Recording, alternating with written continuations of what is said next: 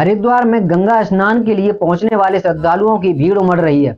मकर संक्रांति पर गंगा स्नान का विशेष महत्व माना जाता है। इस दिन पवित्र नदियों में स्नान कर दान पुण्य करने से कई यज्ञों के बराबर पुण्य अर्जित करना होता है।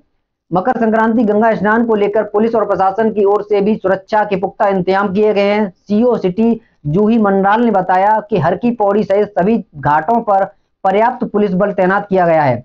साथ ही सुरक्षा व्यवस्था की दृष्टि से मेला क्षेत्र को 17 जोन और 17 सेक्टर में बांटा गया है। ट्रैफिक व्यवस्था सुचारू रूप रहे उसके लिए ट्रैफिक डायवर्जन प्लान भी लागू किए गए हैं। क्रांति का अर्थ है कि सूर्य का संक्रमण मकर राशि में प्रवेश करेंगे रात को अर्धरात्रि मध्य रात्रि में करीबन 2 बजे के लगभग का।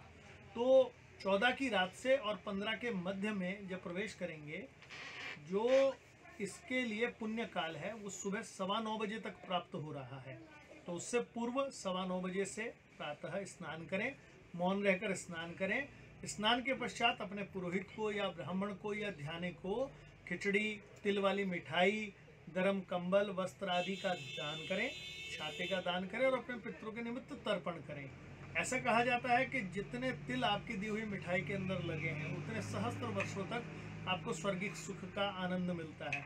और जो व्यक्ति मौन रहकर स्नान करने के पश्चात ऐसे दान करता है और पितरों के लिए तर्पण करता है, वो पुण्य फल अपने पितरों को भी देता है और प्रतिफल स्वरूप पितरों के आशीर्वाद से उस व्यक्ति की मनोकामना पूर्ण होती है। उसको त्रिविध जो किए गए पाप हैं, जो किसी प्रकार से भी किए गए उसके हाथ से मनसा, वाचा या कर्मणा पाप है, वो शांत होते हैं और उसके ऊपर पितरों की कृपा बनती है। संक्रांति का स्नान पर्व है और उसकी व्यवस्था हेतु पूरे क्षेत्र को 7 जोन्स और 17 सेक्टर्स में डिवाइड किया गया है। सभी जोन में एक एक पुलिस उपाधीक्षक स्तर के अधिकारी जोनल ऑफिसर हैं और सेक्टर्स में सब इंस्पेक्टर रैंक के ऑफिसर्स हमारे तैनात किए गए हैं। लोगों से क्या कहेंगे कि किस तरह से स्नान करें, काम करेगी? अपील हमारी लोगों से यही है कि क्योंकि शीत लहर भी इस समय चल रही है, सर्दी काफ़ी है, तो सभी लोग स्नान अवश्य करें और जल्दी से स्नान करके अपने अपने घरों की तरफ बढ़ जाएं, क्योंकि शीत लहर है, सर्दियां बहुत हैं।